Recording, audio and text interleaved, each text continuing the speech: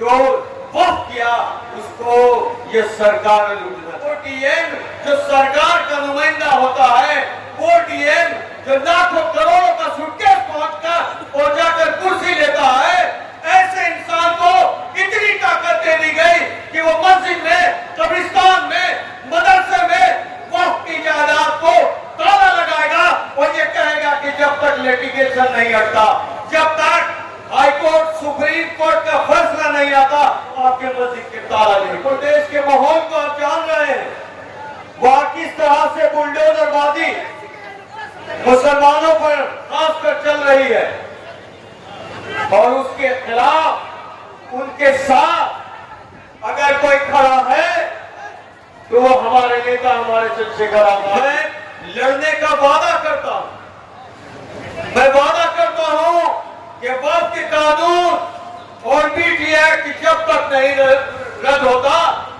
मैं ये जंग, मैं ये लड़ाई जारी रखूंगा।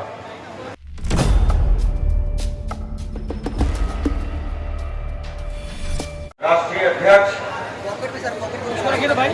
नगीना सांसद चंद्रशेखर आजाद जी का बिहार के मुजफ्फरपुर में स्वागत करता हूं और सारे बुजुर्ग जो सुबह से बैठे हैं उनका और सभी बहुजन भाइयों का स्वागत करता हूं। आज का जो मुद्दा है वो वक्त संशोधन अधिनियम है और इस मुद्दे पे जो अजीम शख्सियत भारत की, एक हजरत मौलाना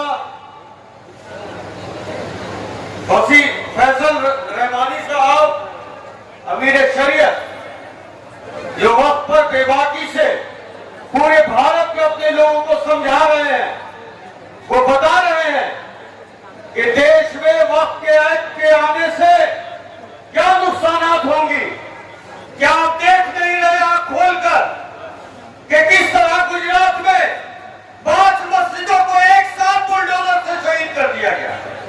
क्या आप देख नहीं रहे कि उत्तर प्रदेश में कई मस्जिदों को शहीद कर दिया गया? क्या आप आंख खोलकर देख नहीं रहे कि महाराष्ट्र में मस्जिदों को शहीद कर दिया गया? आप बताइए कि अगर वक्त मौजूद रहा इस देश में तो अपने मस्जिदों को, अपने मदारिसों को, अपने कब्रिस्तान को, जो हमारे बाप दादाओं ने आले सवाब के लिए, गरीब और मिस्कीन के लिए, मदरसे और यतीमखाने के लिए, लाइब्रेरी के लिए, बाजार के लिए जो वक्त किया, उसको ये सरकार लूटना चाहती। अगर कागज नहीं तो वो वक्त नहीं। ये कैसा कानून है? आप बताइए कि जिस तरह अडानी और अंबानी को वक्त की संपत्ति वो अपने दोस्तों को देना चाहते हैं, पूंजीपतियों को देना चाहते हैं, आज मेरे भाइयों की, मुसलमानों की तादाद कम है, मैं जानता हूं उसको। मैं आज अपने सदर को यह बताने में नाकाम हो रहा हूं कि आज कितने मुसलमानों को मदारिसों में रोका गया, क्योंकि उनको खतरा है, जो इस बात से भी खुश है कि वक्त कानून आ गया है तो मुसलमान भाजपा से दूर आकर बिना किसी सवाल के, बिना उनके लिए लड़े, बिना एहतजाज के मुसलमान मुझे वोट दे देगा। लेकिन हमारे लीडर चंद्रशेखर आजाद साहब, उन्होंने वक्त कानून अधिनियम 2025 के खिलाफ संवैधानिक दायरे में जंग का ऐलान कर दिया। पूरे भारत में करोड़ों हस्ताक्षर अभियान चल रहे हैं और मैं मुस्लिम भाइयों को यह बताना चाहता हूं कि आज आप देख रहे हैं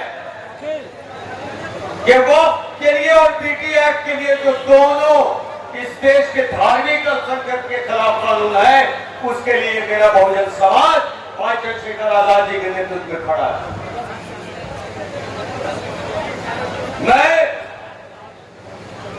इस कौम को, मैं अपने बुजुर्गों से बताना चाहता हूं, गुजारिश कर रहा हूं कि इस कौम को बताइए कि इस कानून के आने से एक भी आदमी आपके वक्फ की जायदाद पर, इमलाक पर एक नोटिस देगा और डीएम को यह ताकत दे दिया गया, वो डीएम जो सरकार का नुमाइंदा होता है, वो डीएम जो लाखों करोड़ों का सूटकेस पहुंचकर और जाकर कुर्सी लेता है, ऐसे इंसान को इतनी ताकत दे दी गई कि वो मस्जिद में, कब्रिस्तान में, मदरसे में वक्फ की जायदाद को ताला लगाएगा और ये कहेगा कि जब तक लिटिगेशन नहीं हटता, जब तक हाई कोर्ट, सुप्रीम कोर्ट का फैसला नहीं आता, आपके मस्जिद के ताला नहीं खुलेगा।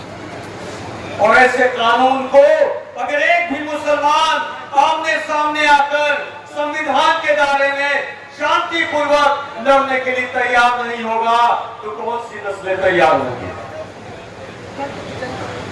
मैं अपने कौमी सदर राष्ट्रीय अध्यक्ष भाई चंद्रशेखर आजाद जी का शुक्रगुजार हूं कि कोई भी मुस्लिम मुद्दा हो, आज अलीगढ़ में मेरे भाइयों को जो कारोबारी है, बिजनेसमैन, मीट का कारोबार करता है, उनको वो भीड़ में बैठे, क्योंकि वो भीड़ में ही आएंगे, वो भीड़ में ही आएंगे, मेरे भाइयों पे हमला करने वो बताकर नहीं आएंगे। और उनको इतनी बुरी तरीके से मारा कि क्या मैं कह सकता हूं, आप बताइए। और वहां कोई नेता नहीं गया। कौन गए? हमारे नेता, हमारे चंद्रशेखर आजाद जी। उत्तर प्रदेश के माहौल को आप जान रहे हैं, वहां किस तरह से बुलडोजरबाजी मुसलमानों पर खासकर चल रही है, और उसके खिलाफ, उनके साथ अगर कोई खड़ा है तो वो हमारे नेता, हमारे चंद्रशेखर आजाद जी। आज वक्फ के कानून पर 2025 कानून जो पास हुआ, उस पे अगर कोई खड़ा है तो अमीर शरीयत खड़े, लगातार वो देश भर जाकर वो वर्कशॉप कर रहे हैं। वो कह रहे हैं कि 200 लोग अगर इकट्ठा हो जाए, उन 200 लोगों को भी मैं बता पाऊं कि वक्फ कानून कितना बड़ा खतरा है, तो हमारी कौम तैयार हो जाएगी। हमारे नौजवान साथियों को यह बताना पड़ेगा कि जिस इमलाक को हमारे बुजुर्गों ने अपने बेटों को नहीं दिया, अपने रिश्तेदारों को नहीं दिया, वो दिया अल्लाह राम में, इससे पूरी कौम को फैज पहुंचे। उस इमलाक को वो लूटना चाहते हैं, क्या हम उसको लूटने देंगे? कम से कम मैं तो खामोशी से नहीं देख सकता।